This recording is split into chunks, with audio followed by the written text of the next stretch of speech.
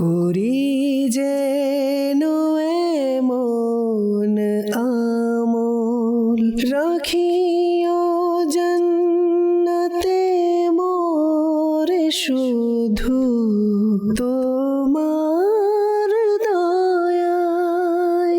আলহামদুলিল্লাহ রব্বিল আলামিন ওয়াসসালাতু ওয়াসসালামু আলা সাইয়্যিদিল মুরসালিন আম্মা বা'দু ফাআউযু বিল্লাহি মিনাশ শাইতানির রাজীম বিসমিল্লাহির রহমানির রহিম আসসালাতু ওয়াসসালামু আলাইকা ইয়া রাসূলাল্লাহ আসসালাতু ওয়াসসালামু আলাইকা ইয়া হাবিবাল্লাহ আসসালাতু ওয়াসসালামু আলাইকা ইয়া নাবিয়াল্লাহ ওয়া আলা আলিকা ওয়া আসহাবিকা ইয়া নূরাল্লাহ। আসুন প্রিয় ইসলামী ভাইয়েরা ও মাদানী চ্যানেলের দর্শকবৃন্দ, আল্লাহর প্রিয় হাবিব সাল্লাল্লাহু আলাইহি ওয়াসাল্লামের প্রতি দুরুদে পাকের ফজিলত রয়েছে।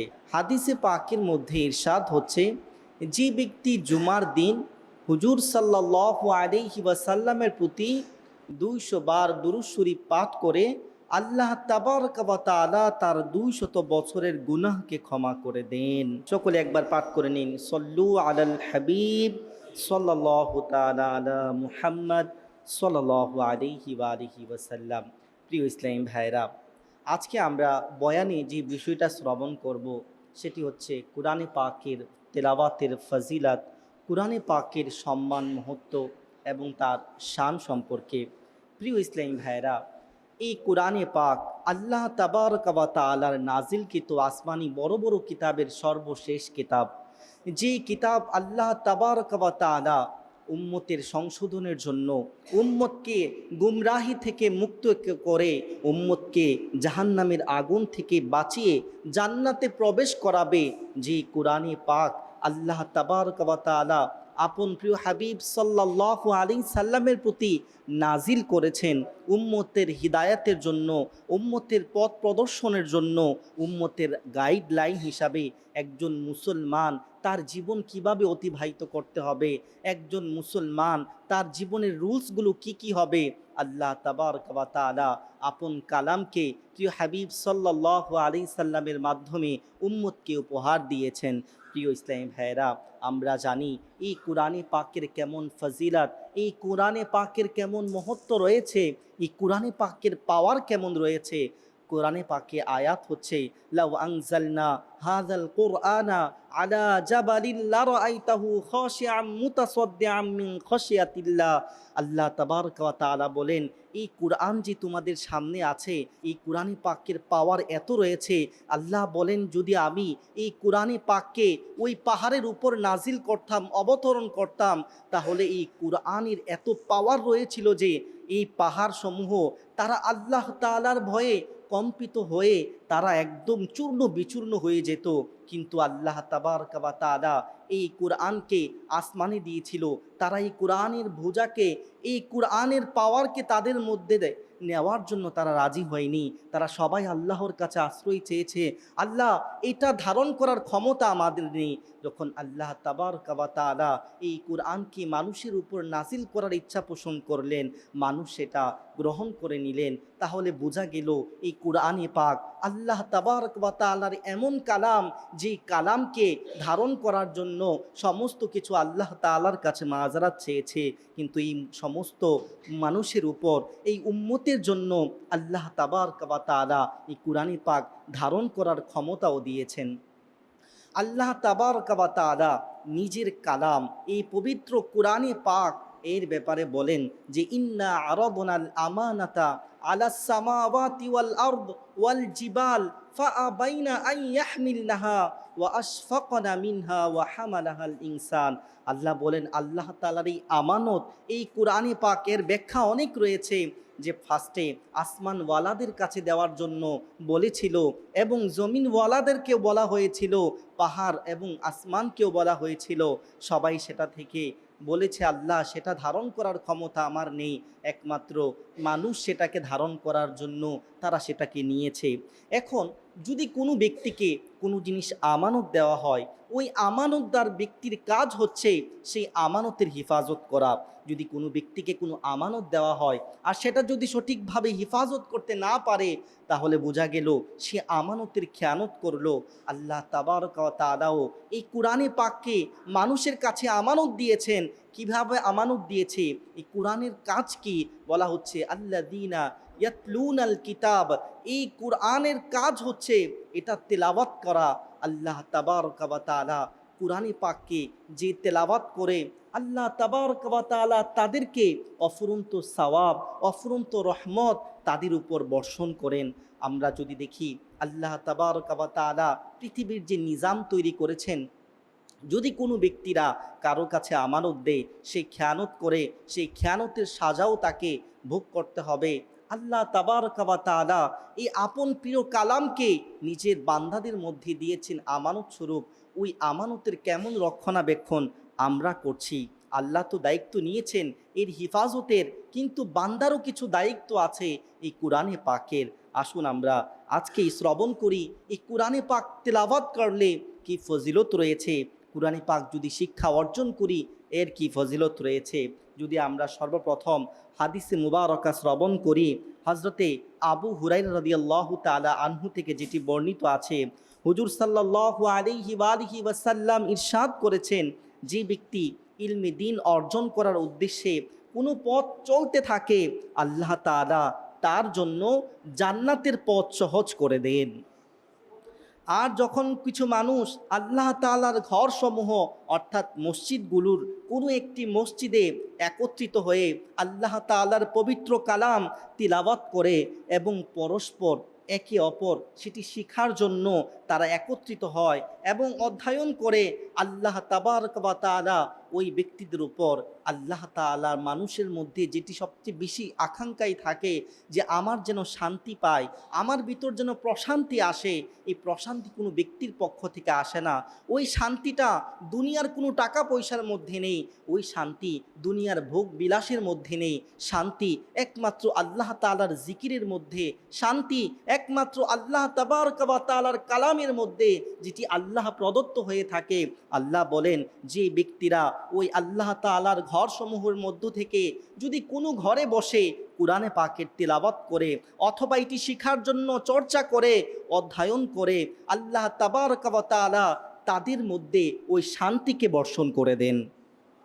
শুধু তাই নয়, আল্লাহ তাবারক ওয়া তাআলার রহমত তাদের আচ্ছাদিত করে, ফেরেশতারা তাদেরকে ডানা দিয়ে ঘিরে রাখে এবং আল্লাহ তাআলা এই ব্যক্তিদের কথা যারা এই দুনিয়ার মসজিদসমূহের মধ্যে পবিত্র কালামের তিলাওয়াত করে, পবিত্র কালাম তিলাওয়াতের মাধ্যমে আল্লাহকে স্মরণ করে, আল্লাহ তাবারক ওয়া তাআলা ফেরেশতাদের মাঝেও তাদের চর্চা করেন।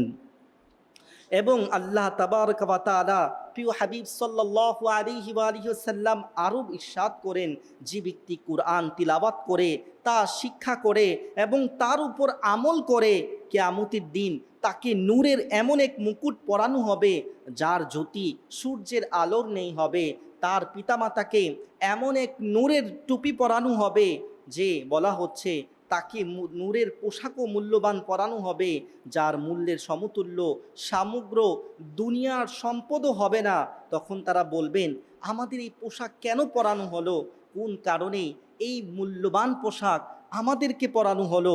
তখন তাদেরকে বলবে, ওই পিতামাতাদেরকে বলা হবে, তোমাদের সন্তান দুনিয়ার মধ্যে কোরআনে পাক শিক্ষা করছিল, কোরআনে পাকের তিলাওয়াত করেছিল, ওই অনুযায়ী আমল করেছিল, ওই সন্তানের কারণে আজ তোমরা পিতামাতাদেরকে এমন মর্যাদায় অধিবেশন করা হয়েছে।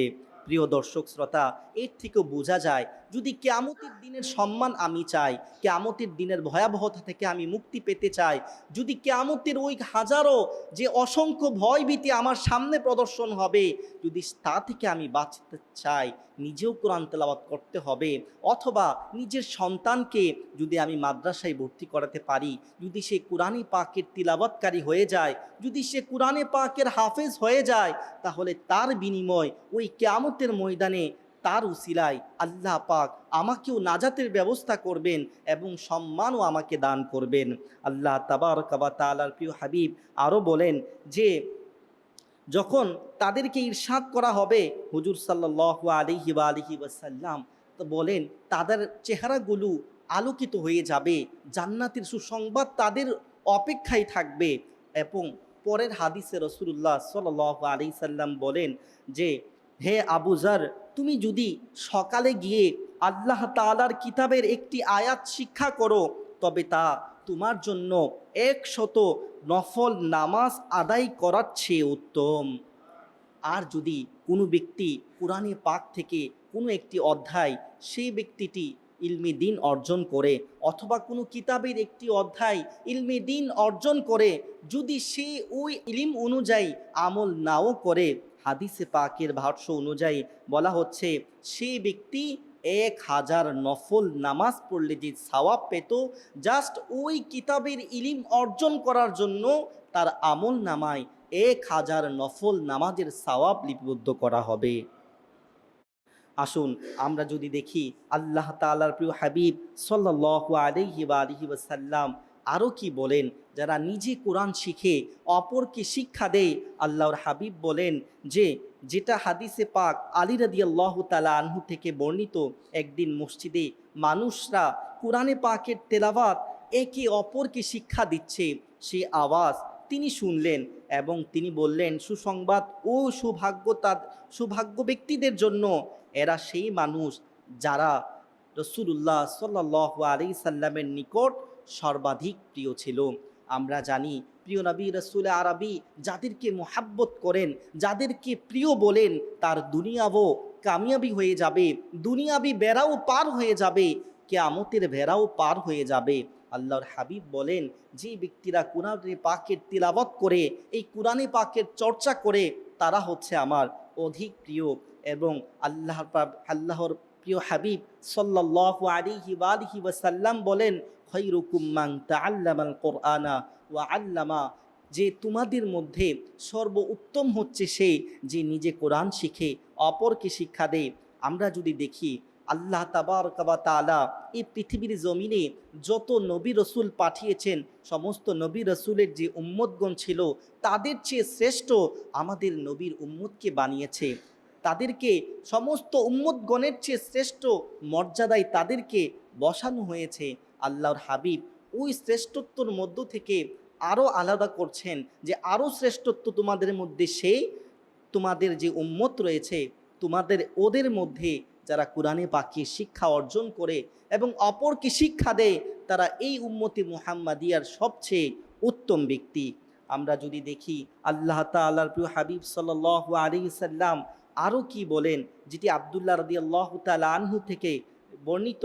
তিনি বলতেন, নিশ্চয়ই এই কোরআন আল্লাহ তাবারক ওয়া তাআলার দস্তরখানের মধ্য থেকে একটি দস্তরখান, অতএব যে এর থেকে খাবার গ্রহণ করতে চায়, অর্থাৎ ইলমে দ্বীনের যে ক্ষুধা রয়েছে সেটা যদি নিতে চায়, তাহলে সে যেন এর থেকে নিয়ে নেয়। আল্লাহ তাবারক ওয়া তাআলার প্রিয় হাবিব যেটি আরও হাদিসে মুবারকার মাধ্যমে এই কোরআনে পাকের শিক্ষা অর্জন করার জন্য উম্মতকে প্রতি সময় সময় রাসূলুল্লাহ সাল্লাল্লাহু আলাইহি সাল্লাম শিক্ষা দিয়েছেন, তার মধ্যে আরও এভাবে ইরশাদ করেছেন যে কোরআনকে দৃঢ়ভাবে আঁকড়ে ধরো, কেননা এটি বুদ্ধির সঠিক উপলব্ধি, প্রজ্ঞার আলো, জ্ঞানের অফুরন্ত উৎস এবং মহান আল্লাহর পক্ষ থেকে সর্বশেষ অবতীর্ণ কিতাব।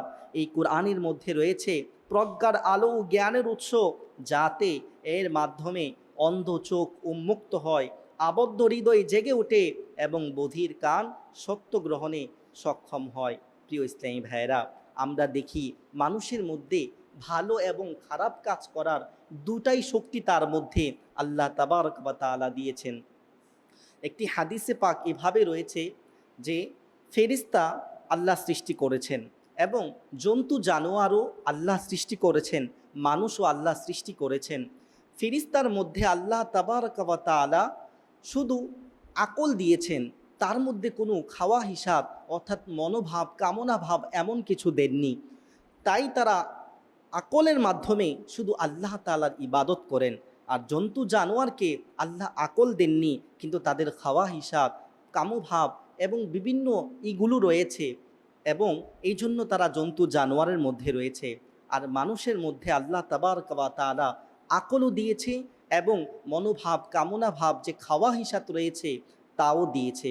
এখন হাদিসে পাক ইরশাদ হচ্ছে, যদি কোনো মানুষের এই কামনা ভাব তার আকলের উপর প্রাধান্য পায়, তখন সে কামভাব যে আকলের উপর প্রাধান্য পেল, সে তখন জন্তু জানোয়ারের চেয়ে নিকৃষ্ট হয়ে যায়। আর যখন তার আকল ওই কামভাবের উপর প্রাধান্য পায়, তখন ওই ব্যক্তিরা আল্লাহ তাবারক ওয়া তাআলার কিছু ফেরেশতার থেকেও সে মর্যাদায় অধিক হয়ে যায়। আমরা দেখি এই মানুষের মধ্যেই কেউ এমন কাজ করছে যেটা আমরা বলি সে জানোয়ারের চেয়ে অধিক খারাপ করে, কিভাবে তার মধ্যে এটা আসে? এ তো গৃহীত কাজ করার জন্য।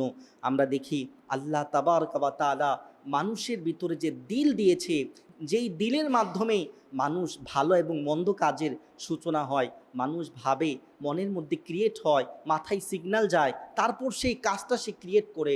এখন আসুন, কখন তার ভিতরে খারাপ কাজগুলো বের হয়, কখন সে কোনো খারাপ কাজকে সম্পাদন করে? যখন তার অন্তর কালো হয়ে যায়। আর অন্তর যখন মরিচা পড়ে যায়, ওই অন্তর থেকে ভালো কিছু আসবে না।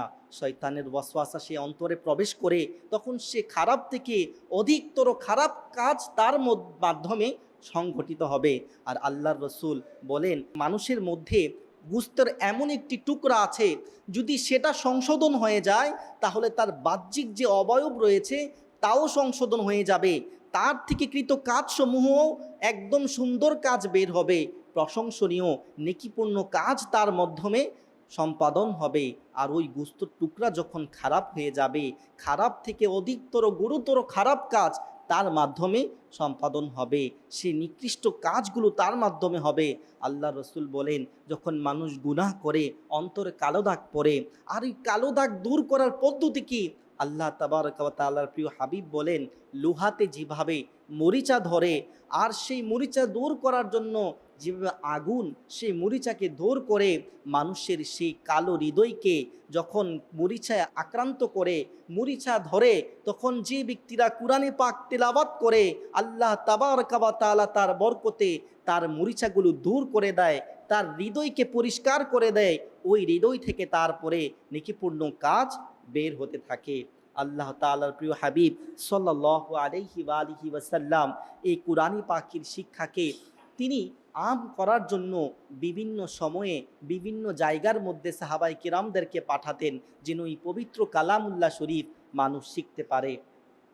এখন আসুন, অনেকে বলে যে আমরা তো অনেকে বড় হয়ে গিয়েছি, কালামুল্লাহ শরীফ কিভাবে পাঠ করব, বা এখন শিখতে গেলেও ভুলে যায়, একটি কথা বারবার বলতে হয়। আসুন, এই ব্যাপারে হাদিসে পাকের মধ্যে কি ইরশাদ হচ্ছে? হুজুর সাল্লাল্লাহু আলাইহি সাল্লাম ইরশাদ করেছেন, যে ব্যক্তি যৌবনে কোরআন শিক্ষা করে, কোরআন তার গোশত ও রক্তের সঙ্গে মিশে যায়। আর যে ব্যক্তিরা বার্ধক্যে কোরআন শিক্ষা করে, যদিও বার্ধক্যের কারণে বারবার সেটি ভুলে যায়, কোনো কায়দা নিয়ম কানুন তাকে শেখানো হয়েছে সেটি ভুলে যাচ্ছে, কোনো কোরআনে পাকের আয়াত শেখানো হচ্ছে ভুলে যাচ্ছে, মানে বার্ধক্যের কারণে সঠিকভাবে কোরআনে পাকটা তেলাওয়াত করতে পারছে না, কিন্তু তার আগ্রহ আছে, তেলাওয়াত করার জন্য বসছে। আল্লাহর রসুল বলেন, তার জন্য ওই যে সবল ব্যক্তি যে কোরআনে পাক তেলাওয়াত করছে, তার দ্বিগুণ সওয়াব ওই বার্ধক্যওয়ালা ব্যক্তির সওয়াব লিপিবদ্ধ করা হবে। আল্লাহ তাআলা আমাদেরকে প্রত্যেকটি মাধ্যম দিয়ে দিয়েছেন, বান্দার কষ্ট হবে, আল্লাহ তাআলা সে কষ্টের উপর সওয়াবও দিয়ে দিয়েছেন। বান্দা যাতে কোনো বিষয়ে মনক্ষুণ্ণ না হয়, কোনো বিষয়ে যাতে মন ছোট না করে, আমি তো এখন বুড়া হয়ে গিয়েছি, বয়স বেশি হয়ে গিয়েছে, কিভাবে কোরআনে পাকের তিলাওয়াত করব। আসুন, আল্লাহ তাবারক ওয়া তাআলার প্রিয় হাবিব সাল্লাল্লাহু আলাইহি ওয়া আলিহি ওয়াসাল্লামের যে আদরের নাতি রয়েছিল ইমাম হুসাইন রাদিয়াল্লাহু তাআলা আনহু, তিনি কিভাবে এই কোরআনের ব্যাপারে আমাদেরকে শিক্ষা দিয়েছেন। আমরা জানি ওই কারবালার ইতিহাস, যে কারবালার মধ্যে রসুলের ফ্যামিলির উপর কীরকম নির্মম যে জুলুম করা হয়েছে, যেখানে 6 মাস বয়সী শিশু বাচ্চার উপরও জুলুম করে তাকে শহীদ করা হয়েছে, যেখানে সমস্ত আহলে বাইত যারা উপস্থিত ছিল তাদেরকে একে অপরের একটু পরপর শহীদ করা হচ্ছিল। যখন শেষ পর্যন্ত ইমাম হুসাইন রাদিয়াল্লাহু তাআলা আনহুকেও শহীদ করে দেওয়া হয়েছে, যখন শহীদ করে মাথাকে কেটে যখন বর্ষার উপর তোলা হয়েছে, তখন সেই মাথা মুবারক থেকেও কোরআনে পাকের তেলাওয়াত হচ্ছিল। যখন সেই মাথা মুবারক নিয়ে তারা চলছিল কুফার অলিগলিতে, ওই মাথা মুবারক থেকে কোরআনে পাকের আয়াতের তিলাওয়াত চলছিল। ওই কোরআনে পাকের তিলাওয়াতের আওয়াজ শুনে কেউ মুসলিম ছিল, ইসলাম ধর্ম গ্রহণ করেছিল।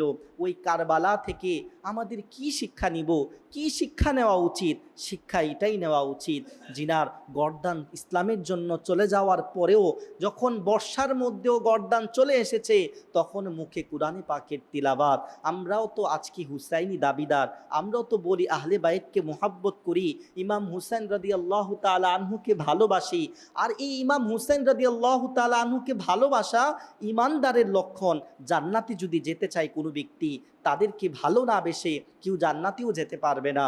আর ওই ইমাম হুসাইন জিনাদেরকে আমরা নিজেদের ভালোবাসার প্রতীক বলি, যদি বলি কে ভালোবাসে, সবাই হাত তুলবে। ভালোবাসার দাবিদার কি রয়েছে? ভালোবাসার দাবি হচ্ছে সেটাই, এটা যে যখন সে কোনো জিনিসকে মহাব্বত করে, যদি সে কোনো জিনিসকে সে করার জন্য বলে, যদি সেটাই করা হয়, সে কোন জিনিস পছন্দ করে সেটাই যদি পড়া হয়, ওইটাই হচ্ছে ভালোবাসার নিদর্শন। ইমাম হুসাইন রাদিয়াল্লাহু আনহু মাথা কাটা যাওয়ার পরেও ওই বর্ষার আগার মধ্যেও, বর্ষার মাথার মধ্যেও কোরআনে পাকের তেলাওয়াত করছে। আর আজ আমরা এসির নিচে, ফ্যানের নিচে থাকার পরেও কোরআনে পাকের তেলাওয়াত আমাদের মধ্যে আসে না। আসুন আমরা নিয়ত করে নেই যে কোরআনে পাকের তিলাওয়াত আমরা করব। কোরআনে পাক আল্লাহ তাবারক ওয়া তাআলার কালাম, যেই কালামকে আল্লাহ তাবারক ওয়া তাআলা মানুষের মধ্যে অবতরণ করেছেন মানুষের জন্য। আল্লাহ তাবারক ওয়া তাআলার প্রিয় হাবিব বলেন, এই কোরআনে পাকের যারা তেলাওয়াত করবে প্রতি হরফের বিনিময় 10টি নেকি লিপিবদ্ধ করে দিবেন। তখন আল্লাহর হাবিব আরও ক্লিয়ার করে দিচ্ছেন। অনেকে বলেন যে আলিফ লাম মিম এটি একটি শব্দ না, এটি হচ্ছে 3টি হরফের সমষ্টি একটি শব্দ, যে আলিফ লাম মিম। যে এখানে যদি কেউ আলিফ লাম মিম পড়ে, তাহলে তাকে 30টি নেকি তার আমল নামায় লিপিবদ্ধ করে দেওয়া হবে। আল্লাহর রসুল একবার একটি মজলিসের মধ্যে বলছেন, হে সাহাবায়ে কেরাম, আমি কি তোমাদেরকে আল্লাহ তাআলার আহালদের বিষয়ে বলবো না? তখন সাহাবীরা বললেন, ইয়া রাসূল আল্লাহ, আল্লাহ তাআলারও আহাল আছে? তখন বলছেন, হ্যাঁ, আল্লাহ তাআলারও আহাল আছে। যারা ইবাদতের পাশাপাশি কোরআনে পাকের তিলাওয়াত করে, আল্লাহ তাআলার এই জিকিরগুলোকে করে, তারাই হচ্ছে প্রকৃতপক্ষে আল্লাহ তাআলার আহাল, এবং তাদেরকে আল্লাহ তাবারক ওয়া তাআলা ভালোবাসবেন। আসুন আমরা যদি কোরআনে পাক তিলাওয়াত করি বা কোরআনে পাকের কিছু সংখ্যক আয়াত মুখস্থ করি, এর বিনিময়ে আমাদের কি পাওয়া যাবে? আল্লাহর প্রিয় হাবিব সাল্লাল্লাহু আলাইহি ওয়াসাল্লাম ইরশাদ করেছেন, যে ব্যক্তি কোরআনে মাজিদ পাঠ করবে এবং তা মুখস্থ করবে, তার হালালকে হালাল এবং হারামকে হারাম মনে করবে, আল্লাহ তাআলা তাকে জান্নাতে প্রবেশ করাবেন এবং তার পরিবারের এমন 10 জন সদস্যর ব্যাপারেও তার সুপারিশ কবুল করবেন যাদের উপর জাহান্নাম ওয়াজিব হয়ে গিয়েছিল। আচ্ছা, এরপর যদি কোরআনে পাক এমন একটি কিতাব পৃথিবীর মধ্যে, যে এই কিতাব পৃথিবীর কোনো কিতাব এমন নেই যে কিতাবকে দেখলে সওয়াব হবে, ধরলে সওয়াব হবে, পড়লেও সওয়াব হবে, একমাত্র এই পবিত্র কালাম, যাকে দেখাও ইবাদত, ছোঁয়াও ইবাদত, পড়লেও ইবাদত। আল্লাহর প্রিয় হাবিব সাল্লাল্লাহু আলাইহি সাল্লাম আরও ইবাদতের ক্যাটাগরি বর্ণনা করছেন। যে ব্যক্তি নামাজে দাঁড়িয়ে কুরআন মাজিদ পাঠ করবে, সে প্রতি অক্ষরের বিনিময় 100 নেকি লাভ করবে। আর যে ব্যক্তি নামাজের বাইরে কোরআনে মাজিদ তিলাওয়াত করবে, পাঠ করবে, সে প্রতি অক্ষরের বিনিময় 50টি নেক আমল লাভ করবে। আর যে ব্যক্তি কোরআনে মাজিদের দিকে তাকিয়ে শুধু পড়বে, সেও প্রতি অক্ষরের বিনিময় 25 নেকি লাভ করবে। প্রিয় মাদানী চ্যানেলের দর্শক শ্রোতা এবং প্রিয় ইসলামী ভাইরা, এই কোরআনে পাক এর ব্যাপারে বলা হচ্ছে, এমনি তো কোরআনে পাকের এক একটি সূরার এক একটি ফজিলত রয়েছে, আবার কোরআনে পাকের ব্যাপারে ইরশাদ হচ্ছে যে যখন কিয়ামতের মাঠ কায়েম হবে, তখন ওই কালামুল্লাহ শরীফ, ওই পবিত্র কালাম এসে আল্লাহর বারগাহে আরজ করবে, সুপারিশ করবে, হে আল্লাহ, আমরা ওই ব্যক্তিরা যারা দুনিয়াতে তোমার এই কালাম অর্থাৎ আমাদেরকে পাঠ করেছে, আমাকে পাঠ করেছে, তার ব্যাপারে আমার সুপারিশ গ্রহণ করো, তাকে জান্নাতে প্রবেশ করিয়ে দাও। আল্লাহ তাবারক ওয়া তাআলা তাদেরকে জান্নাতে প্রবেশ করিয়ে দিবেন। এই জন্য কোরআনকে বলা হয় সুপারিশকারী। তো আল্লাহ তাবারক ওয়া তাআলা আমাদেরকেও এই কোরআনের সুপারিশ যাতে নিতে পারি সে তৌফিক দান করুক। সব থেকে বড়ই বিষয় হচ্ছে দুনিয়ার মধ্যেও হাদিসে পাক ইরশাদ হচ্ছে যে যে জিনিসের প্রতি মোহাব্বত রাখবে কিয়ামতের দিন সে তার সাথেই উঠবে। এখন আমরা যদি এই কোরআনের প্রতি মোহাব্বত রাখি তাহলে আমাদের উচিত কি কোরআনকে ভালোবাসা, কোরআনকে মোহাব্বতের দিকে তাকানো। আল্লাহ তাবারক ওয়া তাআলা এর বিনিময়ে আমাদের সওয়াব দিবেন। সর্বশেষ যদি আমরা বলি, আমাদের কাছেও আমাদের ফ্রেন্ডদের মেসেজ আসে, যখন আমাদের বন্ধু বান্ধবের মেসেজ আমাদের কাছে আসে খুব মনোযোগ সহকারে প্রতিটি অক্ষর অক্ষর শব্দ শব্দ যাতে বাদ না যায়। যদি কোনো শব্দ বাদ যায় তাহলে মেসেজ বুঝবো না পুরো লাইনে কি আছে, খুব খেয়াল করে আমরা পড়ি। তো দুনিয়ার বন্ধুর মেসেজ আমার খুব খেয়াল করে পড়তে হয়। অথবা যদি কোনো ব্যক্তিকে কোনো এলাকায় জিম্মাদারি দেওয়া হয়, অর্থাৎ কোনো দায়িত্বে দেওয়া হয়, আর ওই গভর্নর যদি কোনো চিঠি তাকে দেওয়া হয়, তখন সে কি করবে? গভর্নরের প্রত্যেকটি কি লেখা আছে চিঠিতে সে ভালো করে পড়বে, কি হুকুম দেওয়া হয়েছে সেটি ভালো করে পড়বে, একটি লাইনও যাতে বাদ না যায় সেটিও পড়বে। আর যদি তার ব্যাপারে প্রশংসা কোনো পত্র বলা হয় সেটিকে খুব ভালোভাবে ল্যামিনেটিং করিয়ে ঘরের দেওয়ালে রেখে দিবে, সম্মানের সাথে উঁচু স্থানে নিবে, কেন আমার ব্যাপারে প্রশংসা করা হচ্ছে। অথবা আমি যেটা পড়ছি খুব মনোযোগ সহকারে পড়ছি, দুনিয়ার গভর্নর দুনিয়াবি কোনো ব্যক্তির কোনো চিঠি আসলে আমি যদি ভালোভাবে পড়ি, পড়ার জন্য ট্রাই করি, ভালোভাবে রাখার জন্য ব্যবস্থা করি, তাহলে যে গভর্নরেরও মালিক যিনি পৃথিবীকে সৃষ্টি করেছেন, জান্নাত জাহান্নাম সৃষ্টি করেছেন, কোরআনে পাকও তো আমাদের জন্য মেসেজ, কোরআনে পাকও তো আমাদের জন্য দিক নির্দেশনা। বান্দা কোন পথে চলবে, কোন কাজ থেকে বিরত থাকবে, কোন কাজকে নিজের মধ্যে গ্রহণ করবে, এই মেসেজটাও তো বান্দাকে আল্লাহ দিয়েছেন। এখন যদি বান্দা নিজেই কোরআন পড়তে না পারে, এখন যদি বান্দা সেটাকে যদি অযত্ন রাখে, এমনও মানুষ আছে যারা পুরো বছর তো চলে যায় কোরআনে পাকের দিকে তাকিয়েও দেখে না, এবং যাদের বাসায় কোরআনও আছে ওই যে গিলাফে মুড়িয়ে আমাদের তাকে রেখে দেওয়া হয়েছে, আজও ধুলোই সেখানে মলিন হয়ে আছে, কিন্তু সেটি পরিষ্কার করারও সময় আমাদের নেই। প্রিয় ইসলামী ভাইয়েরা, যদি আমরা এই বিষয়টা খেয়াল করি, এটি কার কালাম? আমার মহান রবের কালাম। একজন মুসলমান হওয়া সত্ত্বেও যে রব আমাকে কিছু ইরশাদ করেছেন, যেটার মাধ্যমে আমি আল্লাহ তাবারক ওয়া তাআলার দরবারে দাঁড়িয়ে নামাজ পড়ব, এটি হচ্ছে কালামুল্লাহ শরীফ। আচ্ছা, এখন যদি আমাকে নামাজে দাঁড় করিয়ে দেওয়া হয়, বলা হচ্ছে নামাজ হচ্ছে মুমিনদের মেরাজ, অর্থাৎ নামাজ হচ্ছে আল্লাহ তাআলার সাথে কথোপকথনের একটি মাধ্যম। বান্দা সূরা ফাতিহা পড়ে আলহামদুলিল্লাহি রাব্বিল আলামিন, আল্লাহর প্রশংসা করেন, আল্লাহ তাবারক ওয়া তাআলার হামদ বর্ণনা করেন, এখানে দোয়া চায়। এখন সেই ব্যক্তি কি বলছে সে নিজেই জানছে না, ওই ব্যক্তি যে পড়ছে সঠিক হচ্ছে কিনা সে এটাও জানছে না।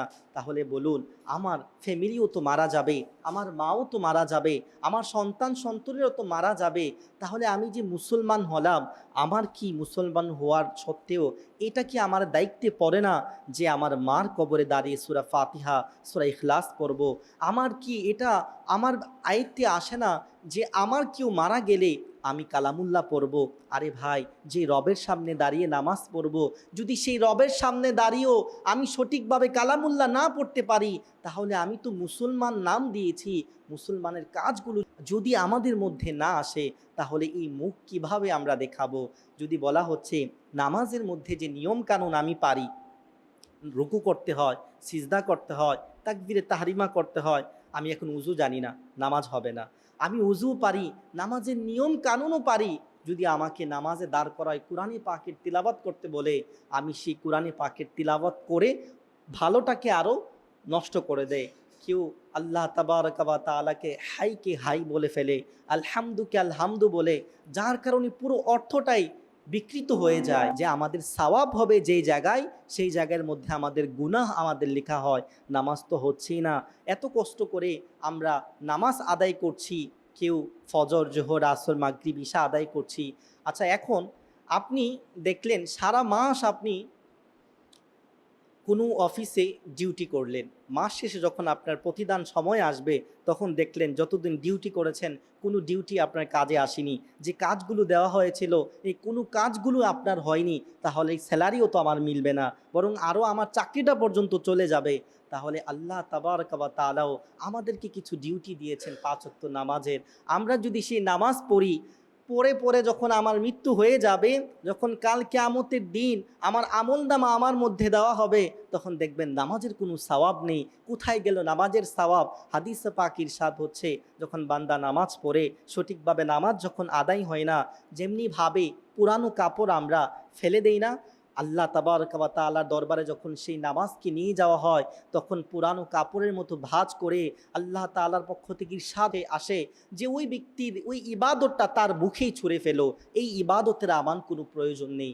তাহলে আমরা যে নামাজ পড়ছি, আমি কি একদিন চোখ বন্ধ করে আমি চিন্তা করি যে এখন যদি আমি মারা যাই, আপনি কিয়ামতের দিন ফয়সালা হওয়ার আগে, কবরের সওয়াল জবাব হওয়ার আগে আপনি আপনার একটু সওয়াল জবাব করুন, বালিশে মাথা রেখে আপনি একটু চিন্তা করুন, আচ্ছা আমি যে এতদিন নামাজ পড়েছি আমার কি নামাজটা আদায় হয়েছে?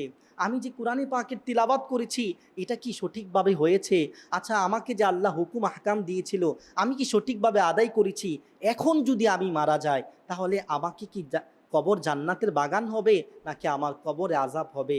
যখন আপনি এটা নিজে আপনি চিন্তা করবেন, আপনার ভিতর চলে আসবে আপনি এতদিন কোন পথে ছিলেন, আপনি এতদিন কোন রাস্তায় অতিবাহিত করেছেন আপনার সেই মূল্যবান সময়কে, তাহলে উত্তর পেয়ে যাবেন। সল্লু আলাল হাবিব সাল্লাল্লাহু তাআলা আলা মুহাম্মদ সাল্লাল্লাহু আলাইহি ওয়া আলিহি ওয়াসাল্লাম। করি যেন এমন আমল, রাখিও জান্নাতে মোরে শুধু।